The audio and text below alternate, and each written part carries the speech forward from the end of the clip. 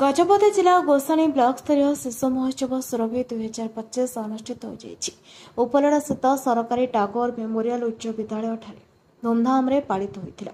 उक्त उत्सव में गोसाणी गोष्ठी शिक्षाधिकारी सीताराम पात्र सभापतित्व अनुष्ठित उत्सव में मुख्य अतिथि भाव ब्लॉक अध्यक्ष एन वीरराजु जोगदे उद्घाटन करते।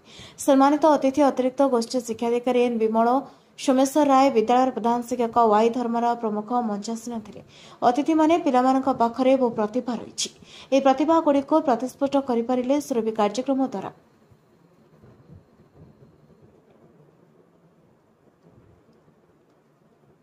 छात्र छात्री पाखरे थिबा लुकायित प्रतिभा विकसित हो पारिबो बोली निज निज वक्तव्य कहिथिले। ए परिप्रेक्षी 8टी क्लस्टर प्रेस 20 जन छात्र छात्री जोगदे भाषण क्विज चित्रांकन प्रबंध लिखन संगीत और दलगत नृत्य आदि विभिन्न प्रतियोगितार अंशग्रहण करथिले। एथिरे कृति छात्र छात्री मानक अतिथि मानक द्वारा पुरस्कार प्रदान करा जायथिला। उद्यापनी उत्सव में ब्लॉक अध्यक्ष श्री राजू समेत भावे आरएमसी सभापति एस गजपति राव जिला परिषद सभ्य एस बालराज प्रमुख सम्मानित अतिथि भाव जोगदे।